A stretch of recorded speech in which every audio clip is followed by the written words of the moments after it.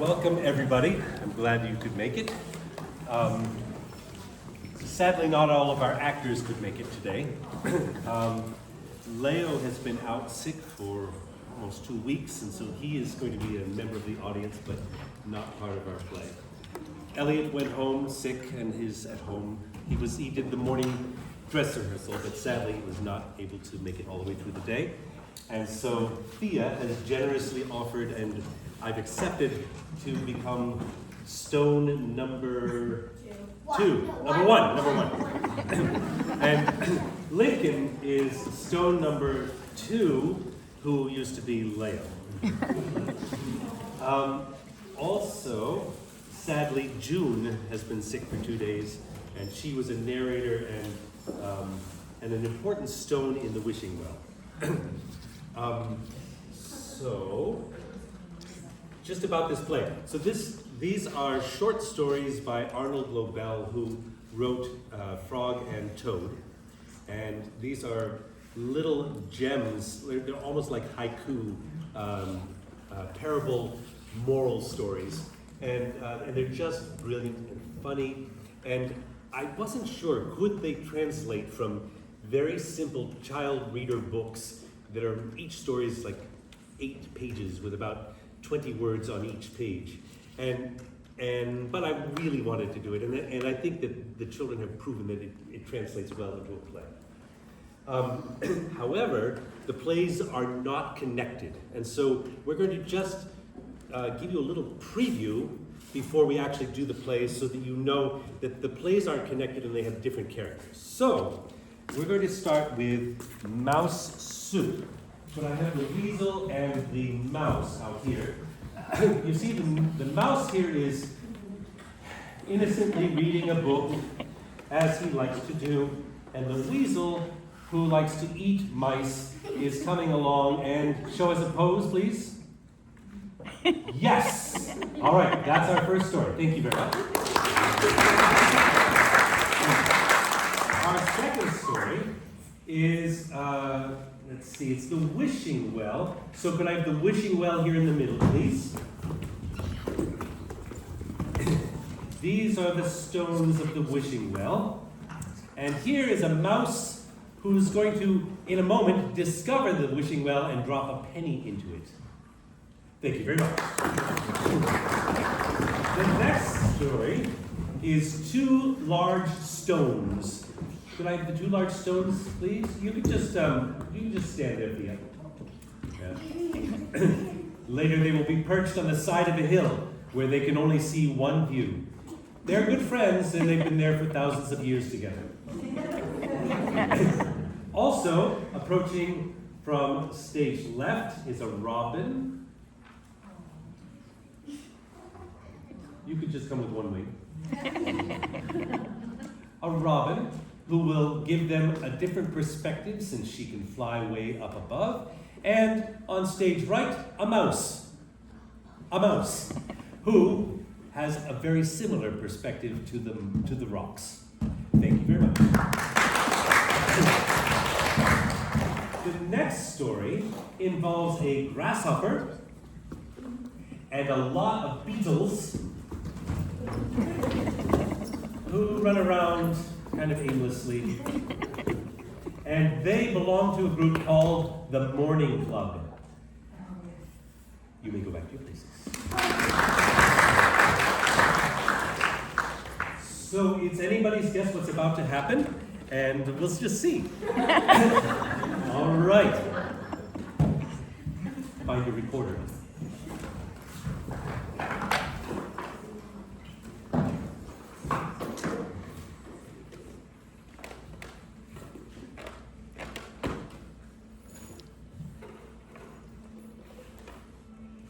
Would somebody close that door?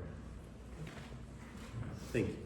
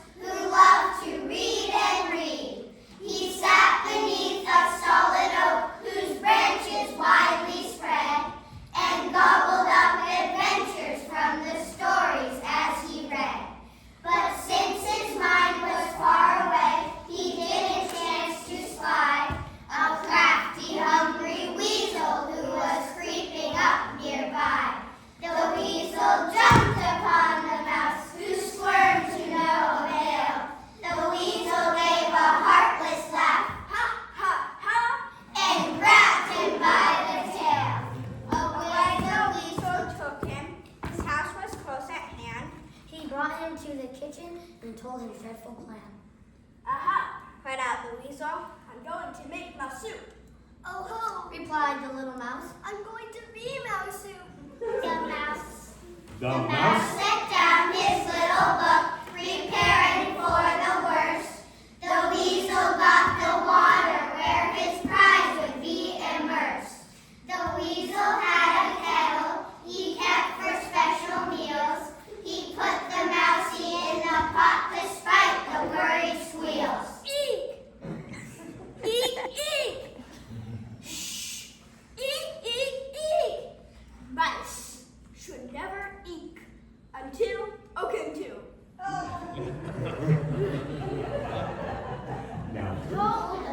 Hold up just a minute. This soup will not taste good.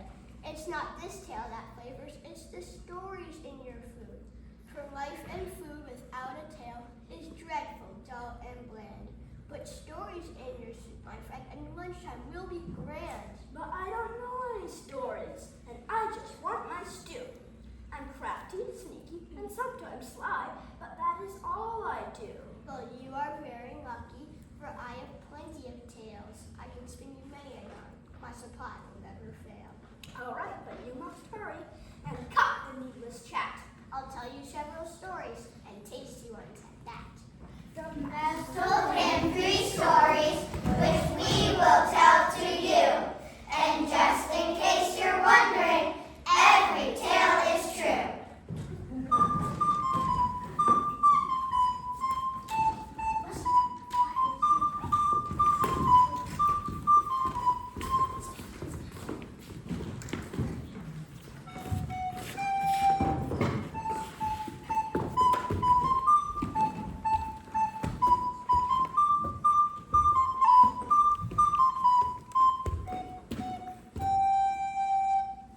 A mouse one day went walking along a wooded dell. Aha! She said, I think I see a magic wishing well. I've read of these in stories, but never have I seen a well that grants you what you wish, like even being queen. She cautiously approached and tried to peek inside, but it was damp and dark, so nothing could she spy. I have a shiny penny that's waiting in my pouch. I'll throw it in and make a wish. The well replied, "Ouch!" Now this was unexpected. The mousie she withdrew. She turned around and trotted home to think the whole thing through. I might have been too loud. This well might not like noise. Perhaps it's a quiet mouse that wells like this enjoy. Next day she went back to the well to have another go. She tiptoed to the edge again, but this time soft and slow. I have a shiny penny that's waiting in my pouch. I'll throw it in and make a wish. The well replied, "Ouch!" Now this was unexpected. The mousie she withdrew.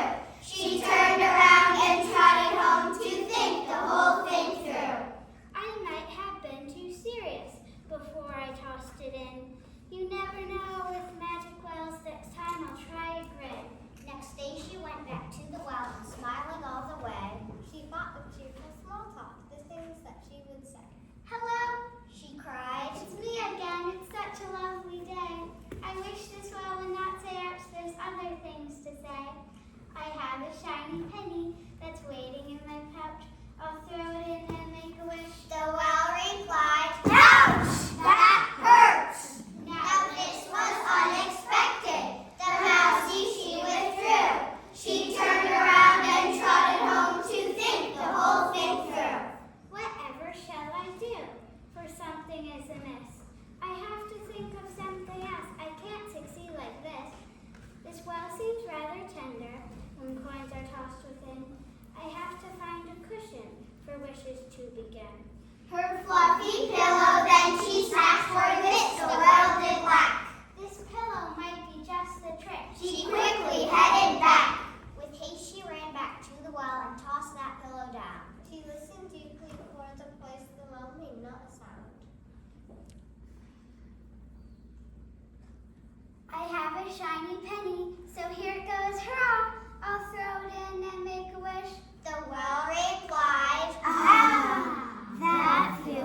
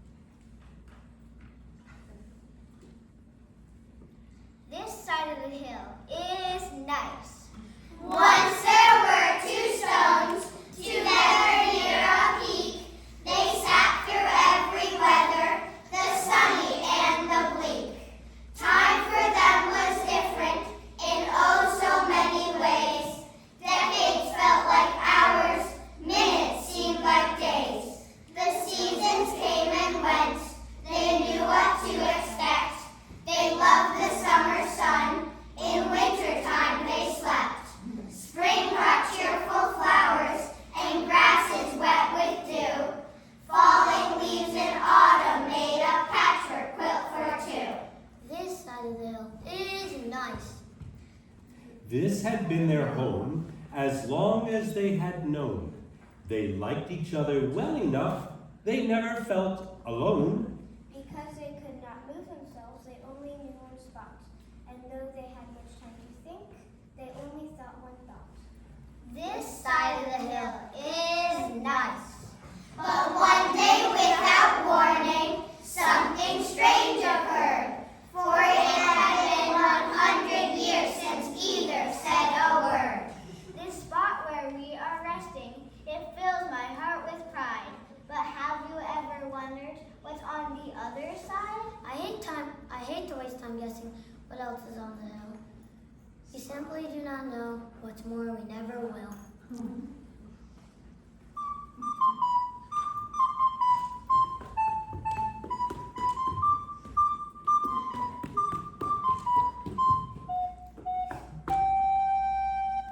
One day a friendly robin appeared and said, Hello. This stone was filled with hope. This bird would surely know. Excuse me, I have noticed you're a bird and you can fly. I have a simple question since you spend your time up high. We cannot move but want to know. What's on the other side? Will you agree and take a peek and tell us what you spy? The robin said she'd have a look. She flew up high and saw. She glided back and found the stones. Her voice was filled with awe. The other side has much to see. Castles, spires, and towns. Mountain, lakes, and valleys. Lovely sights and sounds. All those things she said are on the other side. The other side is better. This cannot be denied. The stones? The stones felt sad. They felt sad for 100 years.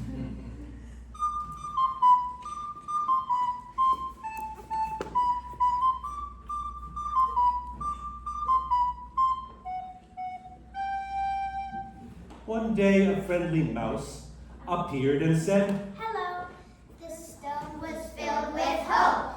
This mouse would surely know. Excuse me, I have noticed you're a mouse and move around. I have a simple question since you scurry across the ground. We cannot move but want to know what's on the other side. Will you agree to Would take you agree? Will you agree to take a peek and tell us what you spy? The mousey said he'd have a look and scurried to the top. He put his nose right over and gave a little hop. Returning to the stones, he said, It's such a lovely view. Flowers, shrubs, and stones, and many grasses, too. The first stone was upset. That bird was not sincere. It seems the other side is just the same as here.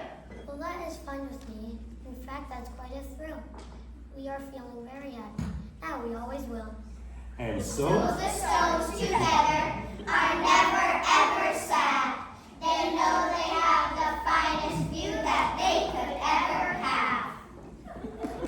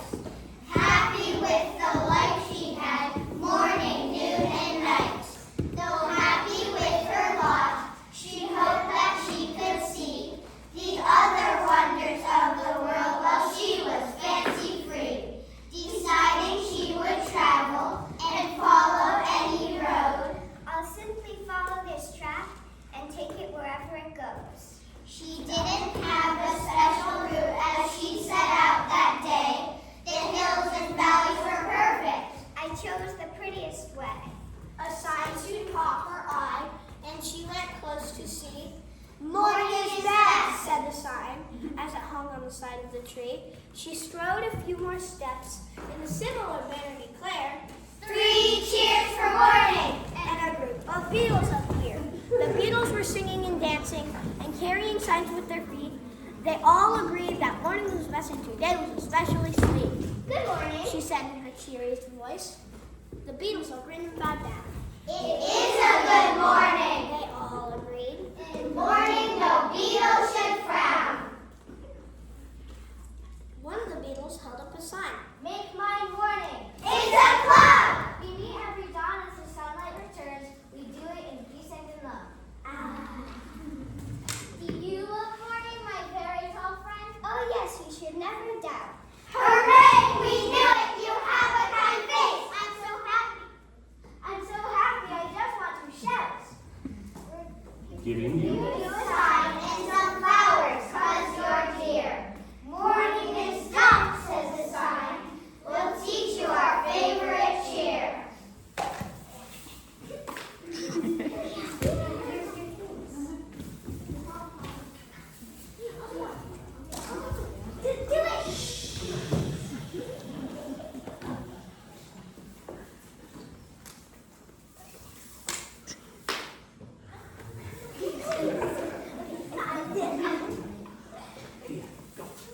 When does the clover sparkle with the dew?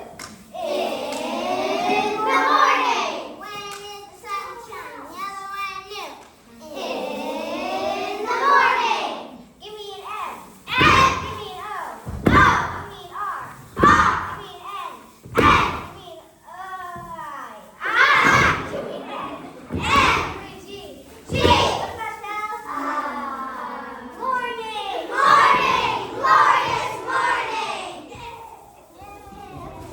Never had Grasshopper been in a club. It seemed like a wonderful break. She had more she'd like to discuss, but made a dreadful mistake. I love afternoon too. Yeah. What did she say? I said I love afternoon too. Oh And night is very nice as well.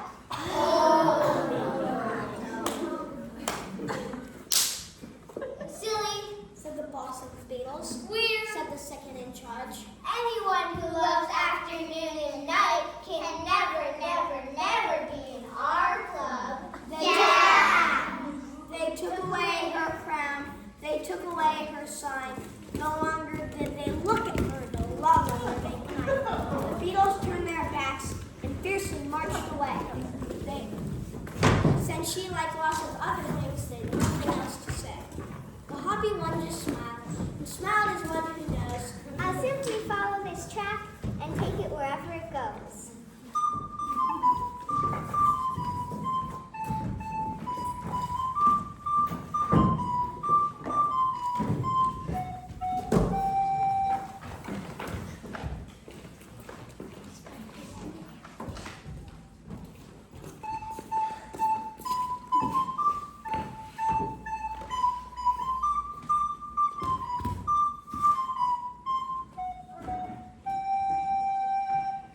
The mousey told the weasel, It's time for you to eat. the weasel was so hungry, he jumped up on his feet. Now go and get those seasonings and bring them to your house. You will find you like them even more than mouse. because The was excited, the weasel ran to look. The mousey scurried home, so he could read his book. The weasel never found the things the mousey said. The mouse had run. The mouse had run away, so he ate a piece of bread. And we have Heard it said they'd never met again. He gave up eating mice. He wanted to make friends. he's met. Two solid cows who rarely speak. It's true. And now Each other, and they share